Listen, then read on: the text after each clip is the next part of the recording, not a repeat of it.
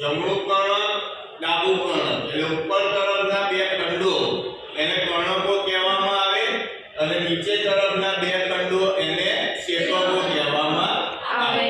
કર્ણકોની દીવાલ પાતળી હોય જ્યારે ક્ષેપકોની દીવાલ જાડી હોય. હવે આપણા આખા શરીરમાંથી જે વપરાયેલું રુધિર હોય કાર્બન ડાયોક્સાઇડ યુક્ત રુધિર, એ કાર્બન ડાયોક્સાઇડ યુક્ત રુધિર જે છે તે મહાશિરાઓ દ્વારા જમણા કર્ણકમાં આવે.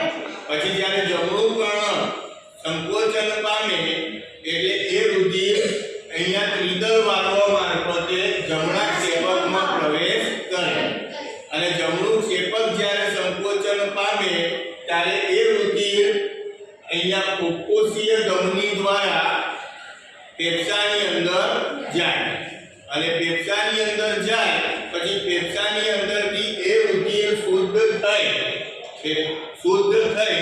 અને ફુફ્ફુસીય શિરા દ્વારા એ રુધિર ડાબા કર્ણકની અંદર આવે.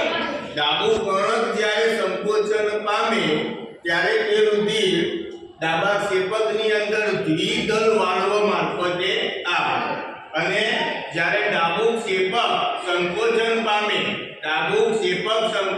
પામે ત્યારે એ રુધિર મહાધમની દ્વારા ખૂબ જ ઝડપથી અને વેગથી આપણા આખા શરીરની અંદર જાય.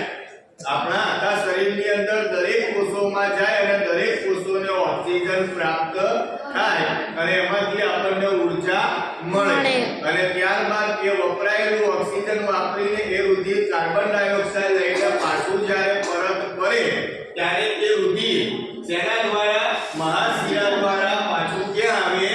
જમણા કર્ણકમાં. અને જમણું કર્ણક સંકોચન પામે ત્યારે તે રુધિર આવે જમણા ક્ષેપકમાં અને એ જમણા ક્ષેપકમાંથી એ જે રુધિર છે તે ફુફ્ફુસીય ધમની દ્વારા પાછું ક્યાં જાય?